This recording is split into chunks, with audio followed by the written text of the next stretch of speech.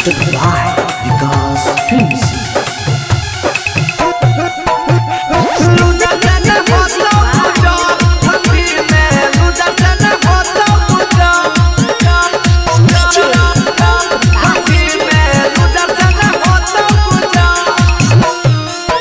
चढ़ गहलै देखी शीतल हरी ना निकल घर से बहरी गई छौरी चढ़ गहलै देखी शीतल हरी ना निकल घर से बहरी तोरा चढ़लौगे जोश पूरा गिरल है ओस अभियो तू जो नहीं सुधर लूजर से नहीं होता गुजर ठंडी में लूजर से नहीं होता गुजर पहले छोड़ी स्वेटर उजर ठंडी में लूजर से नहीं होता गुजर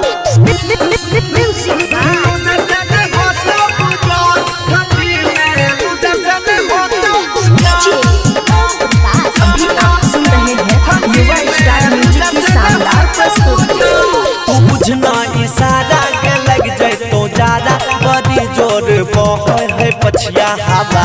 कमी सोच विचार के हो जाइबे बीमार के चले लगतो डॉक्टर से सुइया दवा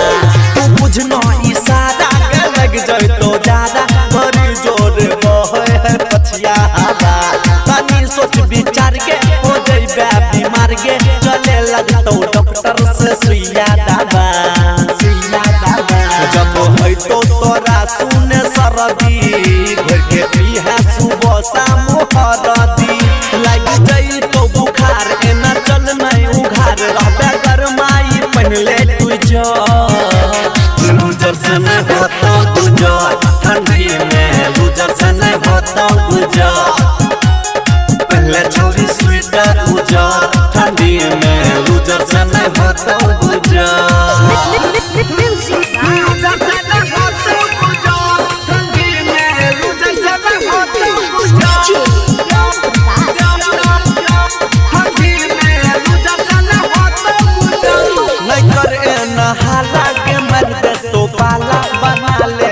ठंडी में काम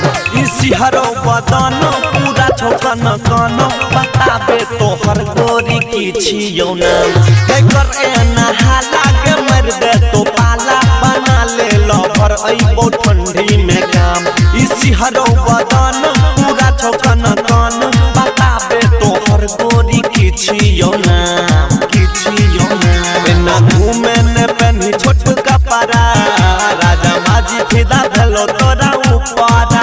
कहो मोदल बेला अजय रहे अकेला ई गाँव ही ये बुझे न सह लूजर से नहीं होता गुजर